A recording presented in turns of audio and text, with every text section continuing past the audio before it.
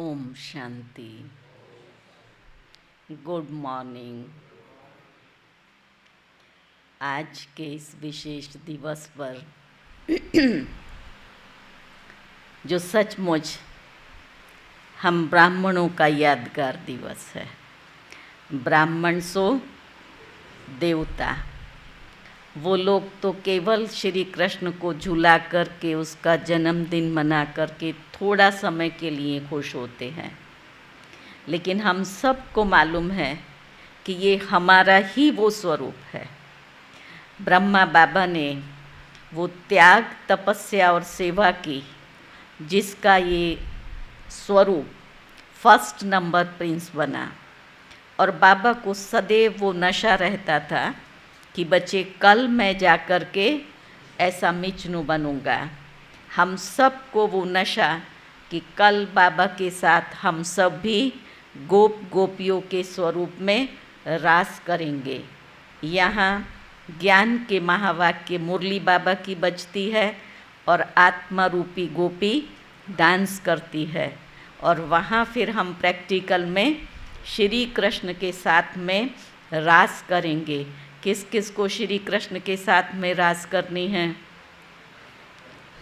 सारे श्री कृष्ण के साथ रास करने वाले हैं। तो रास करने के लिए क्या करना पड़ेगा? संस्कार मिलन करना पड़ेगा। और क्या करना पड़ेगा? और क्या करना पड़ेगा? ब्रह्मा बाबा को फॉलो करना पड़ेगा। जैसे बाबा ने संपूर्ण देव पद को इतना जल्दी प्राप्त किया, तो हमें भी बाबा के हर कदम पर हर आचरण को अपने में धारण करते हुए ऐसा श्रेष्ठ स्थिति को प्राप्त करना है। तो आज हम सभी इस कृष्ण जयंती के खूब खूब खूब सभी को मुबारक, बधाइयाँ। अंदर से खुशी होती है अमृत वेले से कि वाह, आज तो हमारा यादगार सारी दुनिया मना करके खुश हो रही है। खुश होगी ना? रात को 12 बजे तक जागेंगे और हम तो प्रैक्टिकल में वो देवी देवताएं यहाँ बैठे हुए हैं। मेले भी लगते हैं। रोज़ हम माखन खाते हैं, वो तो चुराने वाला दिखाते हैं, और हम सब तो खाने वाले हैं। तो स्वस्थ मस्त अभी योगी और वहाँ के हम गोप गोपियाँ होंगे। आज बाबा को मुरली में बड़ा मज़ा आया। क्या बाबा ने कहा, आप सब बड़े आदमी हो, तो बड़े आदमियों को ज़्यादा काम नहीं दिया जाता है। समझा? कितनी ऊंची दृष्टि से बाबा हमें देखता है। बाबा ने सिर्फ थोड़ा सा काम दिया है, और वो क्या है? हाँ, अलफ और बे को याद करना। तो हमें वो नशा कि हम इतने बड़े आदमी हैं, जिसे बाबा ने इतना छोटा सा काम दिया है, तो उस बाबा भी तो बड़े से बड़ा है ना।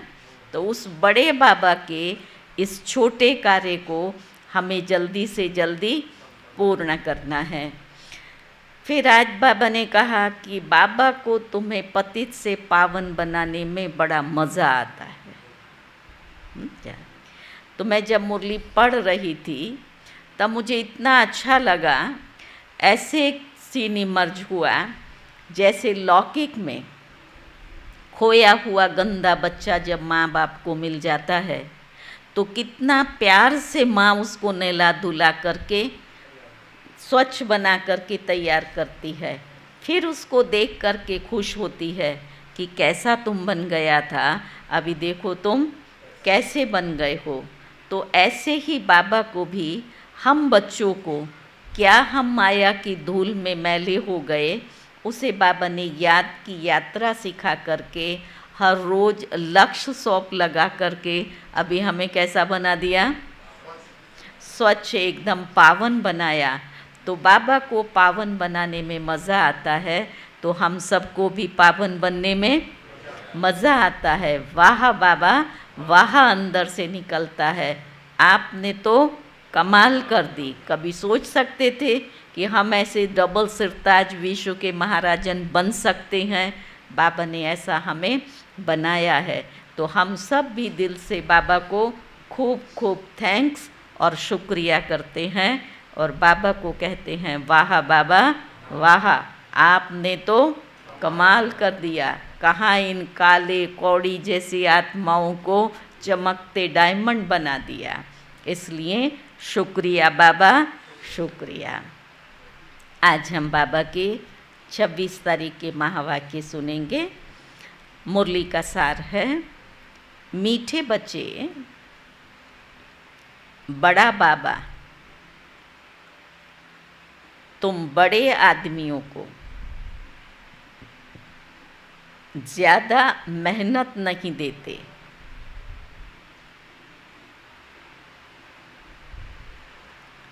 सिर्फ 2 अक्षर याद करो, अलफ और बे।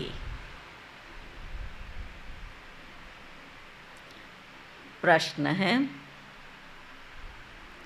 रूहानी बाप का मुख्य कर्तव्य कौन सा है?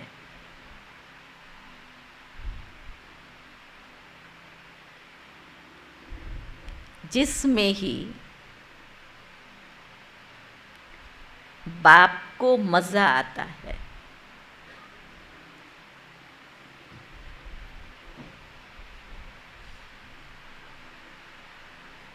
तो बाबा ने कहा, रूहानी बाप का मुख्य कर्तव्य है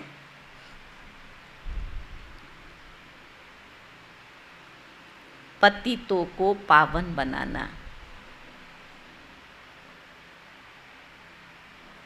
बाप को पावन बनाने में ही बहुत मज़ा आता है।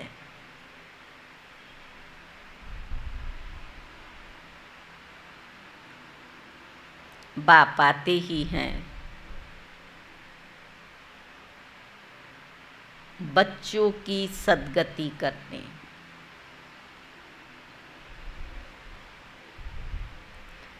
सबको सतो प्रधान बनाने।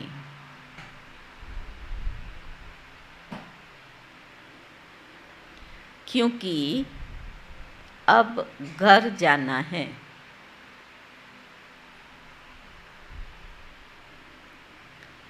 तो उसके लिए बाबा कहते हैं, सिर्फ एक पाठ पक्का करो,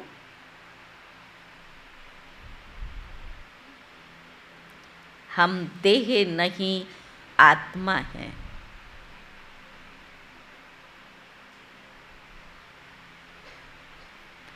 इस ही पाठ से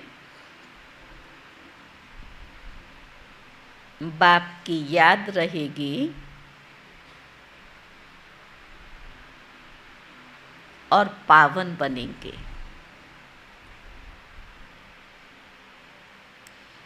ओम शांति।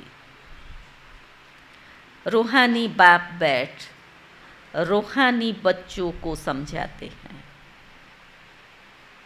बाप को भी मज़ा आता है।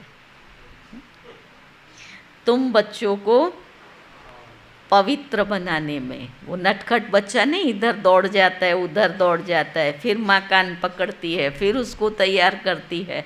तो मज़ा आता है बाबा को भी हमें पवित्र बनाने में।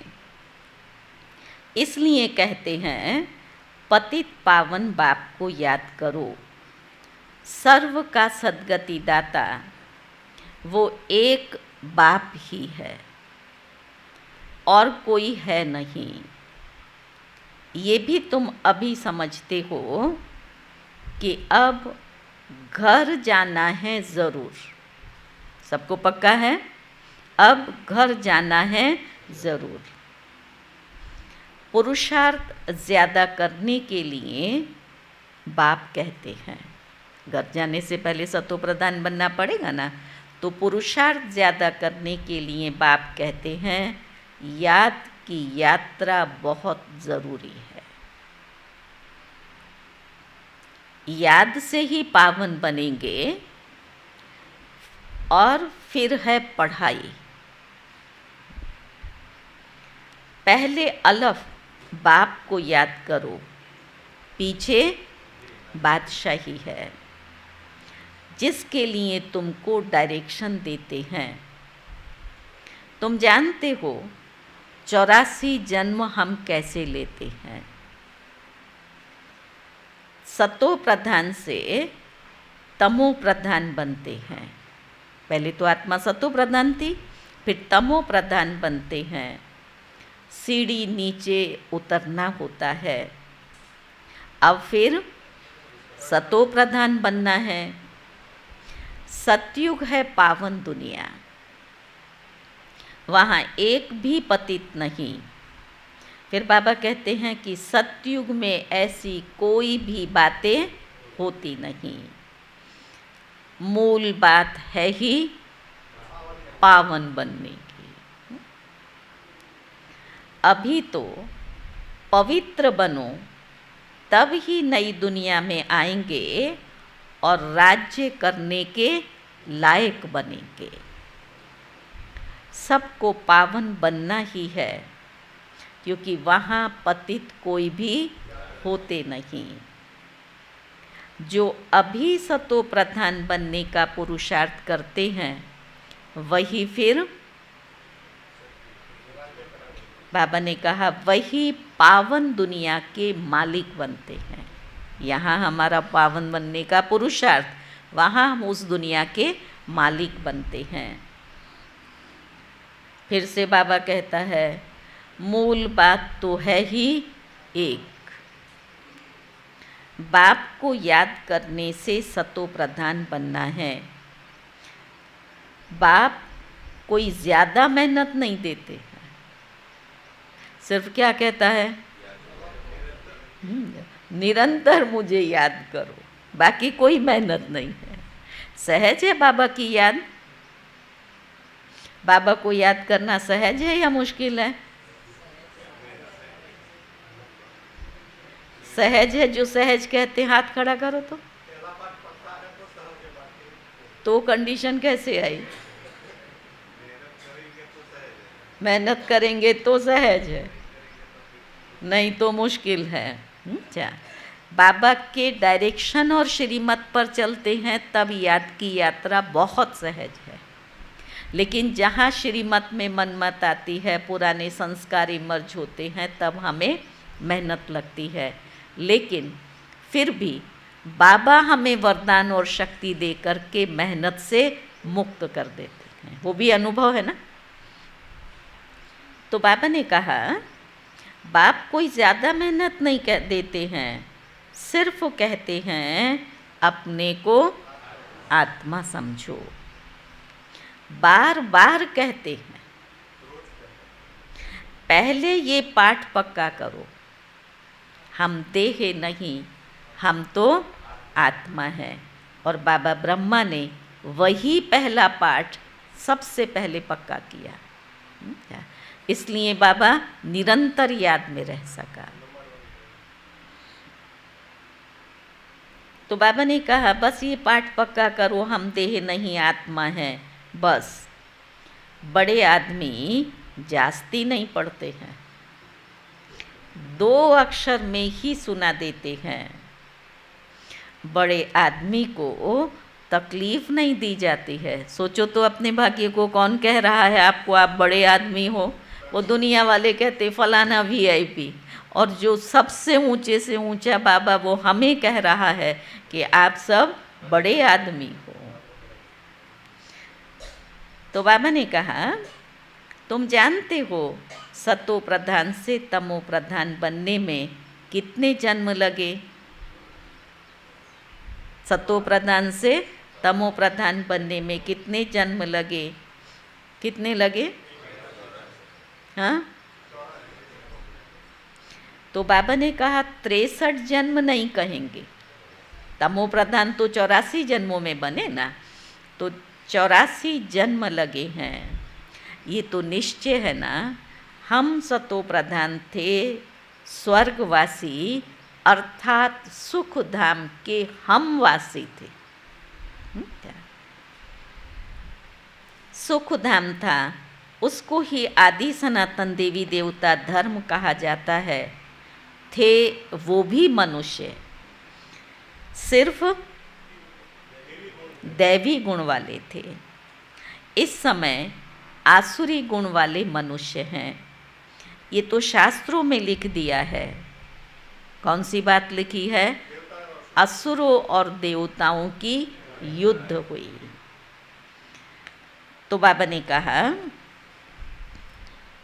देवताओं का राज्य, युद्ध लगी तब देवताओं का राज्य स्थापन हुआ। ये तो बाप समझाते हैं कि तुम पहले असुर थे, असुर और देवता नहीं लड़े हैं, तुम ही पहले असुर थे जिनको बाबा देवता बनाते हैं। बाप ने आकर ब्राह्मण बनाए, देवता बनाने की युक्ति बताई है। कितना परफेक्ट सेंटेंस है। बाप ने आए, ब्राह्मण बनाए, देवता बनने की युक्ति बताई है। अब उस पर चलेंगे, जितना चलेंगे, जैसा चलेंगे वैसा देवता बनेंगे।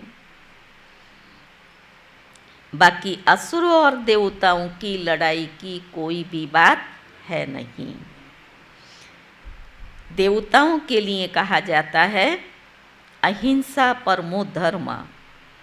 देवता कभी भी लड़ाई करते ही नहीं, हिंसा की तो बात हो ही न सके।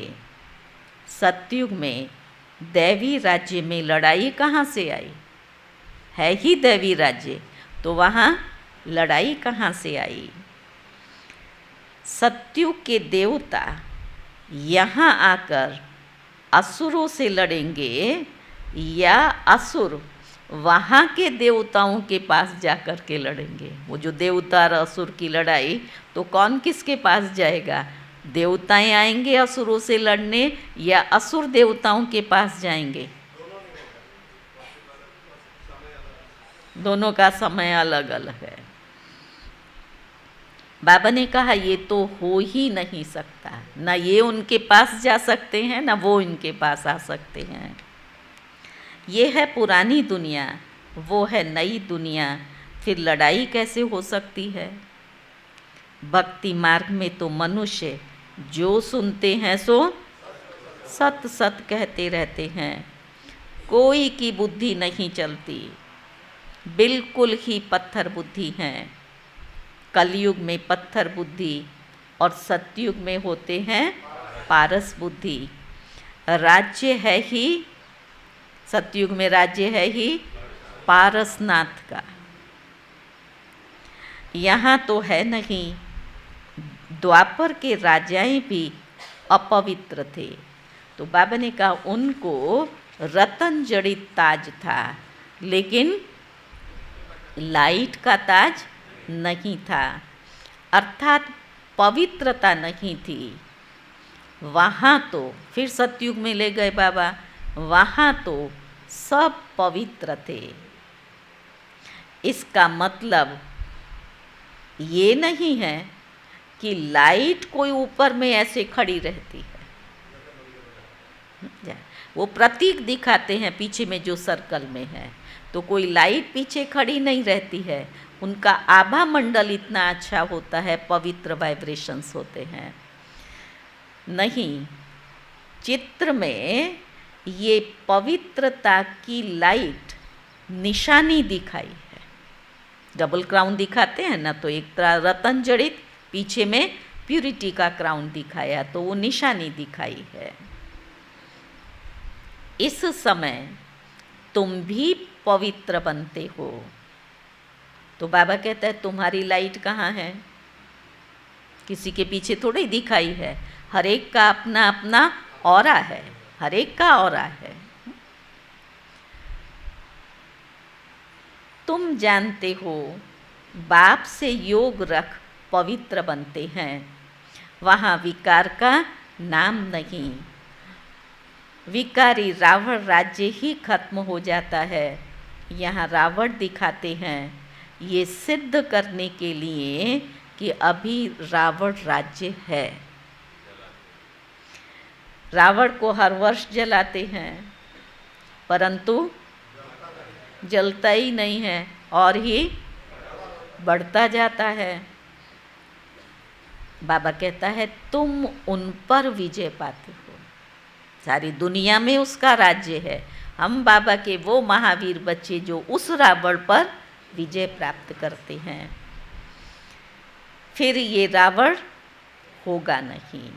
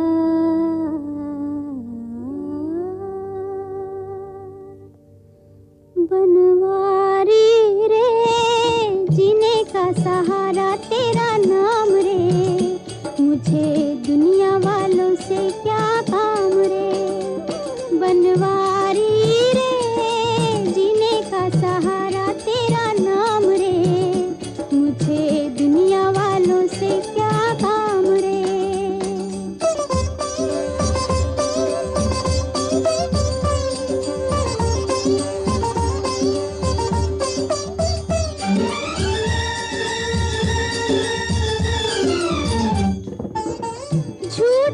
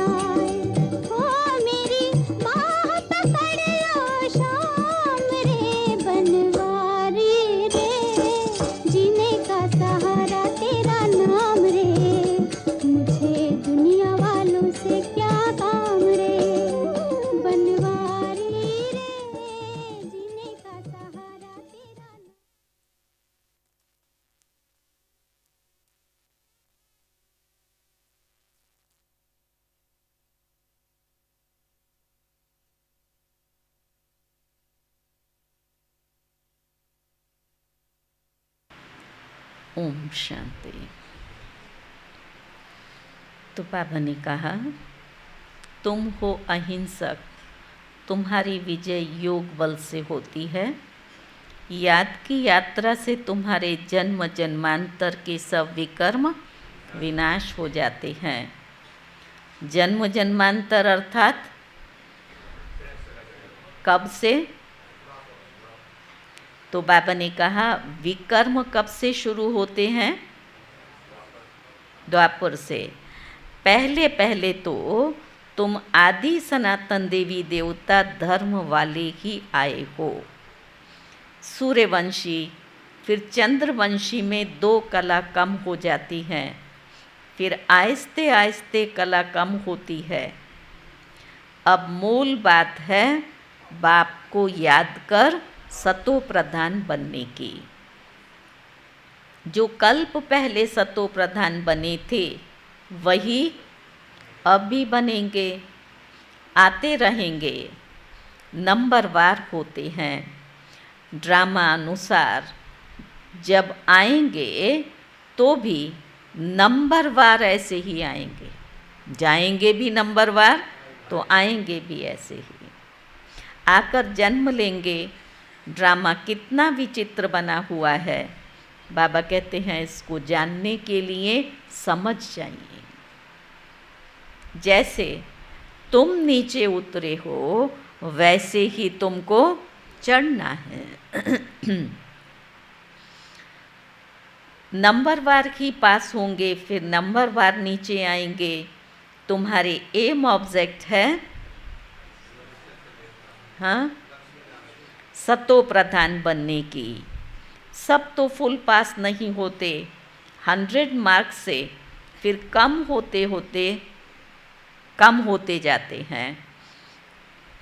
इसलिए बहुत पुरुषार्थ करना है। इस पुरुषार्थ में ही फेल हो जाते हैं। सर्विस करना तो सहज है। म्यूज़ियम में तुम किस रीति समझाते हो उससे हर एक की पढ़ाई का मालूम चल जाता है। सुना? हमारी समझाने से बाबा समझ जाता है कि पुरुषार्थ क्या है। हेड टीचर देखेगा कि ये ठीक नहीं समझाते हैं तो फिर खुद जाकर समझाएंगे, आकर मदद करेंगे। 1-2 गार्ड रखे जाते हैं जो देखते हैं कि ये ठीक समझाते हैं। कोई कुछ पूछता है तो मूंझ तो नहीं जाते। पहले ये सब चलता था। प्रदर्शनियाँ जब होती थी तब चक्कर लगाते रहते थे, पीछे ऐसे खड़े होकर के ग्रुप में छुपे माना दिखाई नहीं दे आपको, और सुनते थे। सुनने के बाद में जो गलत समझाते थे तो रात को बैठ कर के दादियाँ, ये जगदीश भाई सब चक्कर लगाते प्रदर्शनी में, फिर करेक्शन देते थे कि तुम ये ठीक नहीं समझा रहे थे। और कहाँ कोई गलत समझाता होता था तो गाइड चेंज कर देते थे, उसकी जगह दूसरे को भेजते थे। आज अगर आप समझा रहे हो और लगे कि ठीक नहीं समझा रहे हो, आपको कहे आप यहाँ से हट जाओ, हाँ समझा? वरना सबके बीच में मेरी इंसल्ट कर दिया। समझा? लेकिन वो एक समय था, लगता था कि नहीं ये समझ रहे हैं, हम नहीं ठीक समझा रहे हैं, तो जो निमित्त ने किया, बड़ों ने किया, वो हमारे लिए ठीक है। वो धारणाएं अब हमें फिर से लानी है। इसमें ये भी देह अभिमान है ना, इसे हमें ख़त्म करना है। लेकिन सोचना अगर ऐसा मेरे साथ हो तो मैं पास हो सकता हूँ। बाबा ने कहा फिर देखा जाता है ठीक समझाते हैं या नहीं। कोई कुछ पूछता है तो मूंझ तो नहीं जाते, ये भी समझते हैं सेंटर की सर्विस से प्रदर्शनी की सर्विस अच्छी है। प्रदर्शनी से म्यूज़ियम में अच्छी होती है, सेंटर से प्रदर्शनी, प्रदर्शनी से म्यूज़ियम। अच्छा, म्यूज़ियम परमानेंट है, सारा दिन आते रहेंगे, वो तो 2 दिन 3 दिन प्रदर्शनी रखेंगे। तो बाबा ने कहा म्यूज़ियम में शो करते हैं अच्छी तरह से, फिर जो देख कर जाते हैं औरों को सुनाते रहेंगे। ये सब पिछाड़ी तक चलता रहेगा, सुनाना समझाना। ये गॉडफादरली वर्ल्ड यूनिवर्सिटी अक्षर अच्छा है, इसमें मनुष्य का तो नाम ही नहीं है।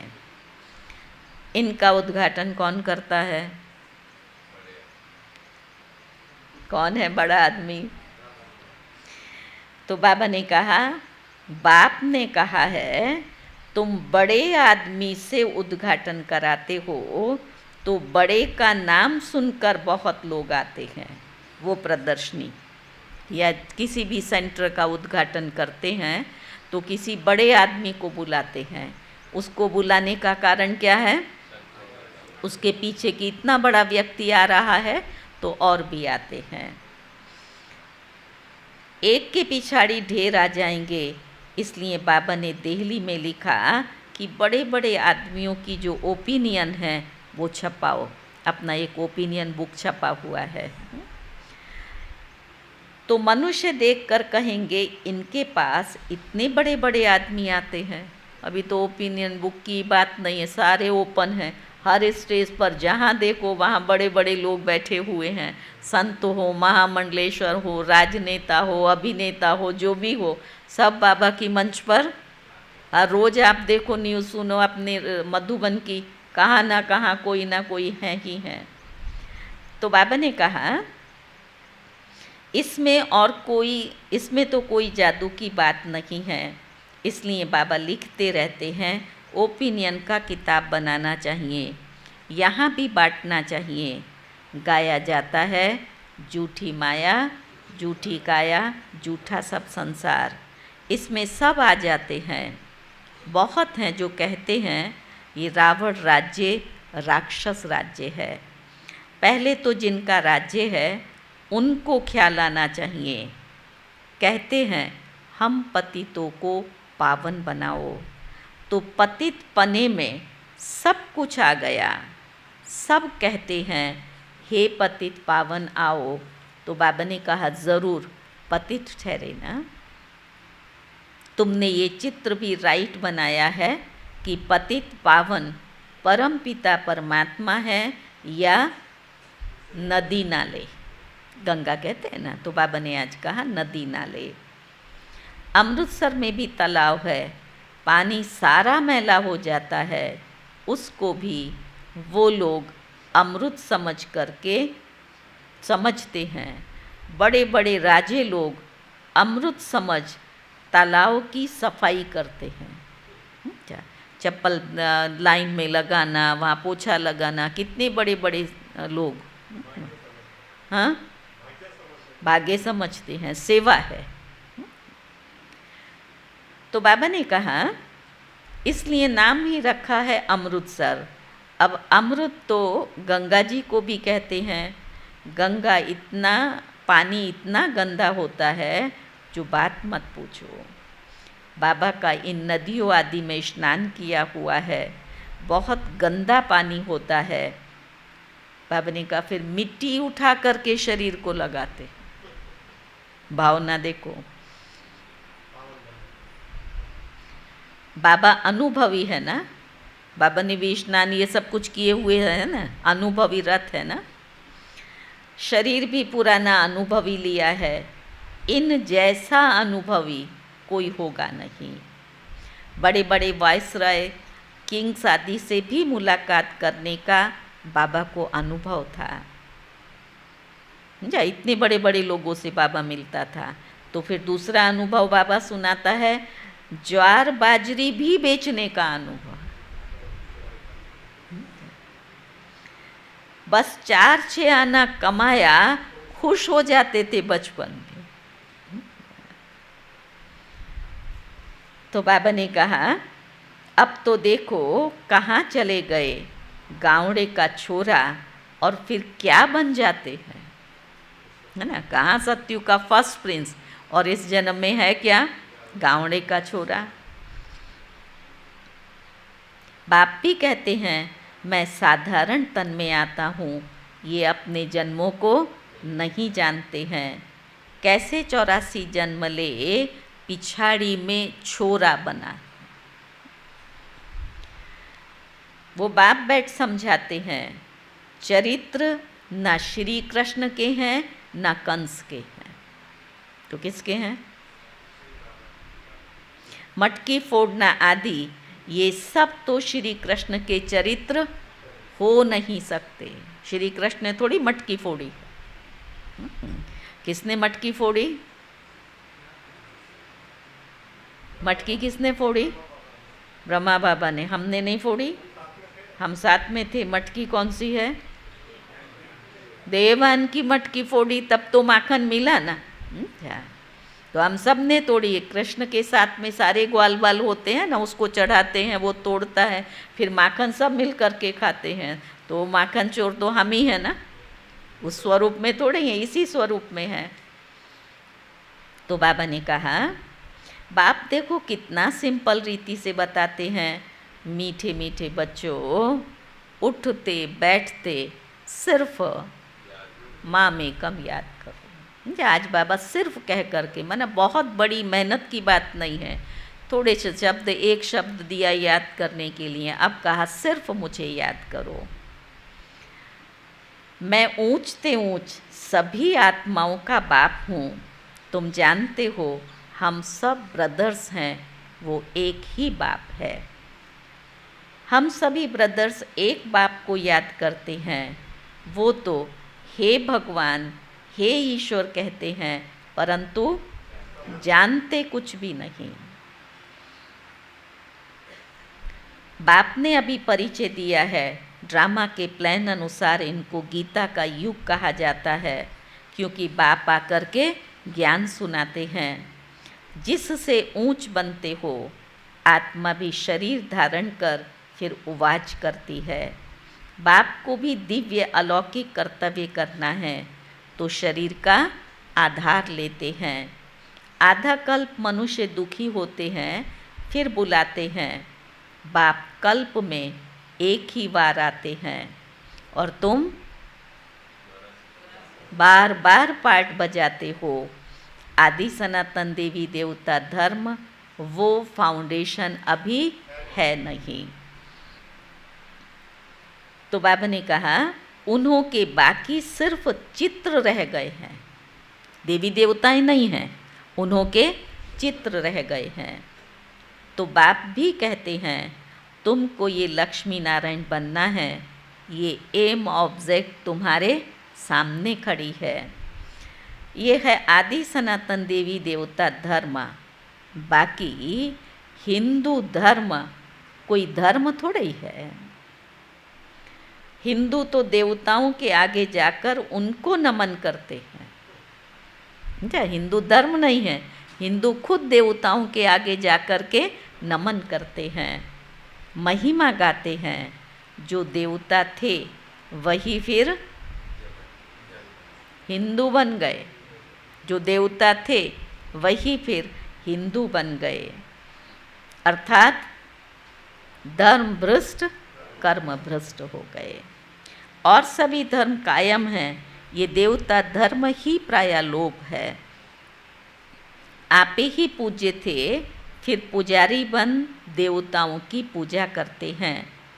कितना समझाना पड़ता है। श्री कृष्ण के लिए भी कितना समझाते हैं कि वो स्वर्ग का पहला प्रिंस है, तो 84 जन्म भी उनसे ही शुरू होंगे। बाप कहते हैं, बहुत जन्मों के अंत के भी अंत में मैं प्रवेश करता हूँ, तो उसका भी हिसाब तो ज़रूर बताएंगे ना। ये लक्ष्मी नारायण ही नंबर 1 में आए थे, तो जो पहले हैं वही फिर लास्ट में आएंगे। जो पहले आया वो लास्ट में आएंगे। सिर्फ एक कृष्ण तो नहीं था ना, और भी तो विष्णु की वंशावली थे। फर्स्ट प्रिंस अगर वो है तो अकेला थोड़ा ही है, और भी तो उनकी वंशावली है ना। और ऐसे भी गीता में है ना, ब्रह्मा अपनी वंशावली के साथ जाता है। तो बाबा ने कहा, इन बातों को तुम अच्छी रीति जानते हो, फिर भी भूल जाते हो। जाना भी अच्छी रीति है, फिर भी भूल जाते हो। अभी म्यूज़ियम तो खुलते रहते हैं, बहुत खुल जाएंगे, बहुत लोग आएंगे। जैसे मंदिर में जाकर माथा टेकते हैं तो तुम्हारे पास भी देखते हैं ये लक्ष्मी नारायण का चित्र है, तो भक्त लोग उनके आगे पैसे रख देते हैं।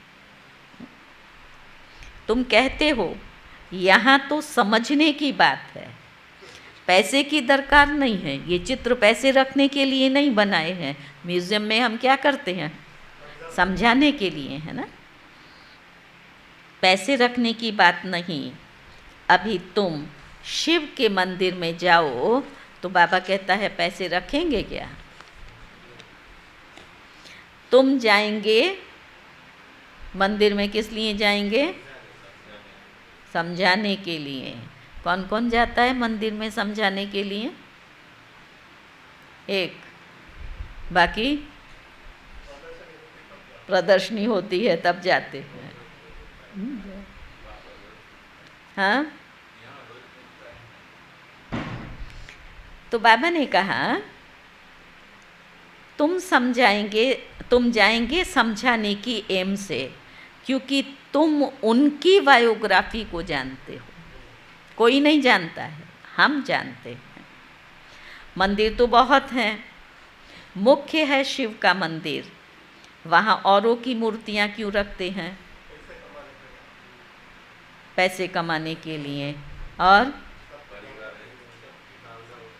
सबकी भावना होती है। मणि भाई, शिव बाबा के साथ में और सारी मूर्तियाँ क्यों रखते हैं? ये सारा शिव बाबा का परिवार है, तो बाबा को परिवार के साथ दिखाते हैं, भले उनको देवता ही स्वरूप में दिखाते हैं। तो बाबा ने कहा, दो बातें बताई। उसके इतने सारा क्यों मूर्तियाँ रखते हैं? सबके आगे पैसे रखते जाएंगे तो आमदनी होगी ना। एक ही शिवलिंग होगा तो फिर क्या आमदनी, वो तो कम हो जाएंगी ना। फिर हनुमान को भी पैर लगेंगे, गणेश को भी लगेंगे, पार्वती को भी, तो कहाँ कहाँ कुछ कुछ थोड़ा थोड़ा रखेंगे तो आमदनी होगी ना। बाकी के आगे नहीं रहेगा, नहीं रखते हैं। पर कोई किसका तो सबके आगे तो आ जाएगा ना। अगर उसका भक्त शिव का ही है तो शिव का ही आएंगे, दूसरे नहीं आएंगे, तो चढ़ावा तो कम हो जाएगा ना। हाँ, कई हैं जो सबके आगे भी रख। यहाँ भी वो भक्ति मार्ग का संस्कार है। मधुबन में जाएंगे ना तो बाबा के कमरे में भी डालेंगे, तो झोपड़ी में भी डालेंगे, तो उसमें भी डालेंगे। तो ये संस्कार आया कहाँ से? यहाँ से ही तो है ना। ब्राह्मणों में था तो वहाँ से शुरू किया। कईयों को होता है, माताएं विशेष। हाँ हाँ, वहाँ भी डालेंगे, दादी के स्तंभ पर भी चक्कर लगा करके मार डालने का।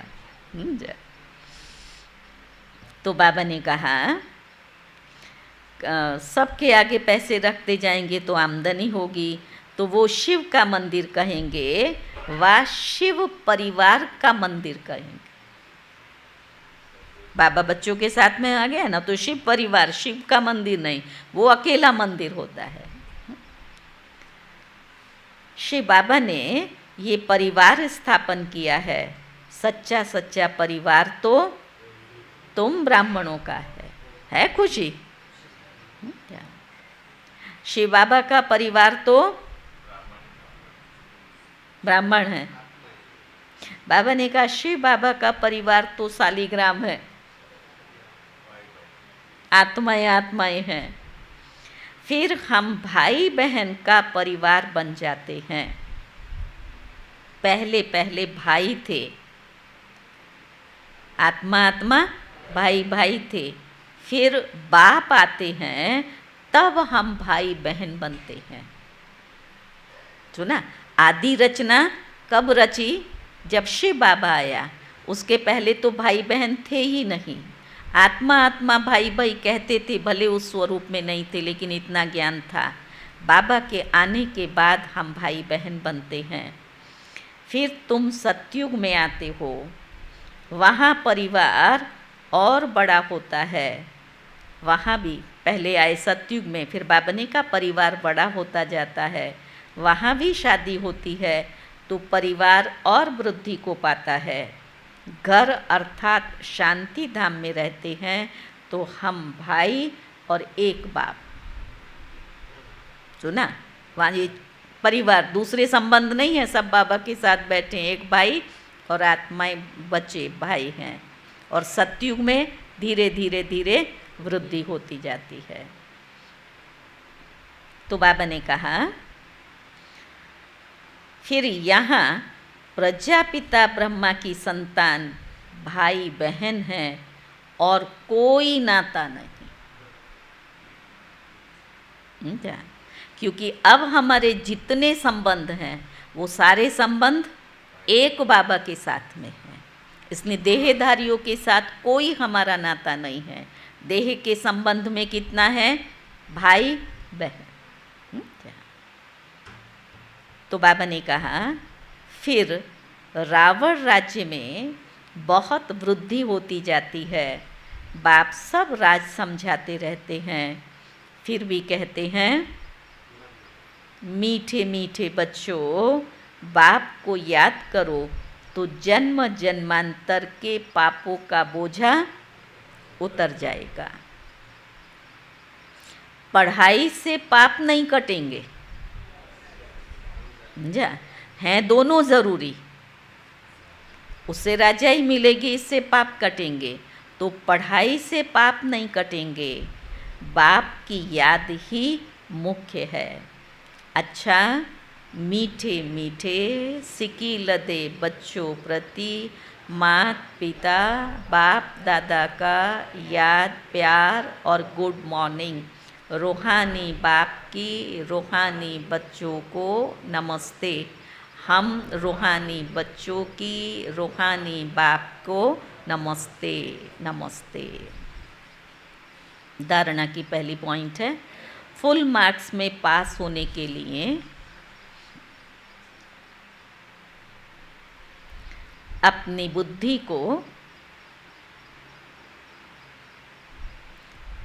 सतो प्रधान पारस बनाना है।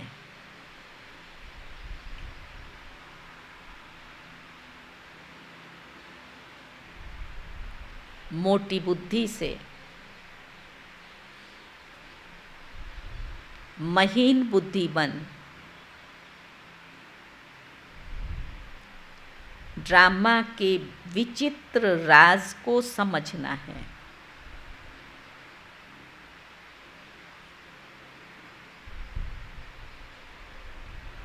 दूसरी पॉइंट है, अभी बाप समान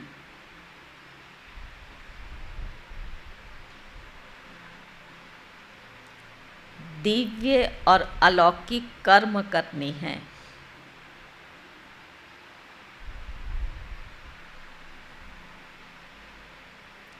डबल अहिंसक बन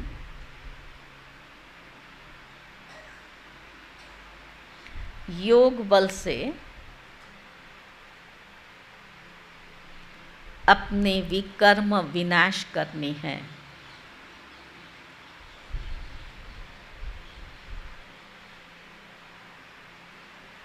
वरदान है, कर्म और योग के बैलेंस द्वारा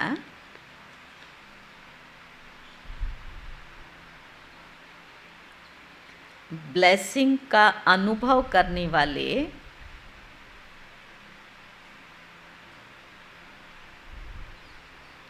कर्म योगी भव।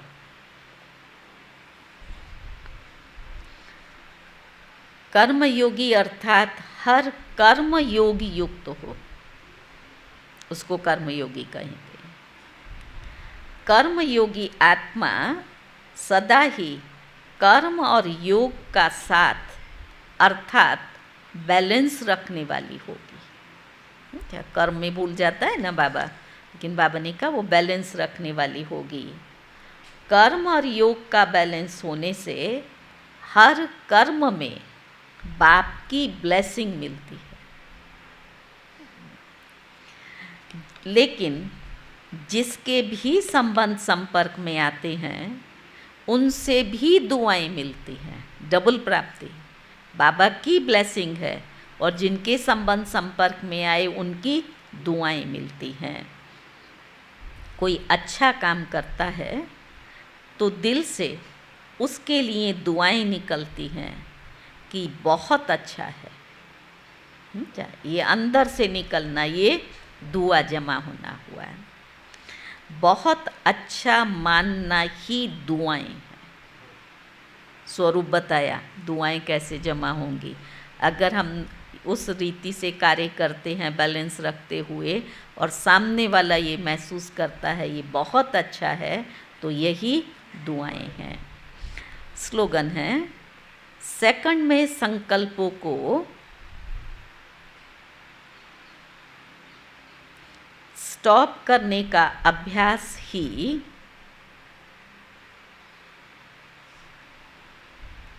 कर्मातीत अवस्था के समीप लाएगा।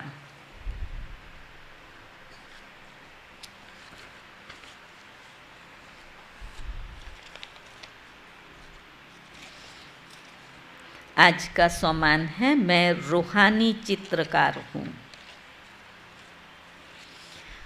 और बाबा का अव्यक्त इशारा है,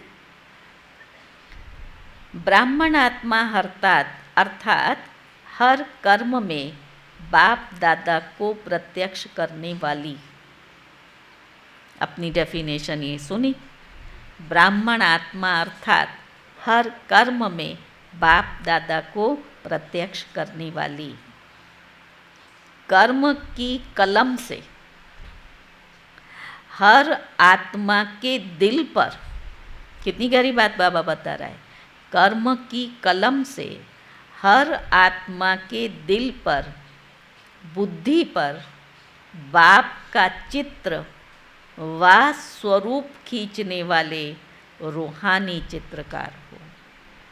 इतना श्रेष्ठ कर्म जो सामने वाले के दिल पर बाबा का चित्र, माना ये भगवान के बच्चे हैं, वो चित्र छप जाए, ऐसे आप रूहानी चित्रकार हो।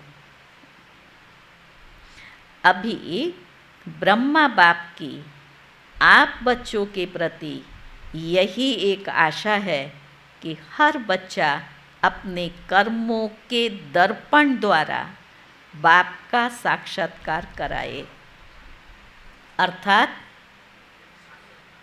हर कदम में फॉलो फादर कर बाप समान अव्यक्त फरिश्ता बन कर्म योगी का पार्ट बजाए। ओम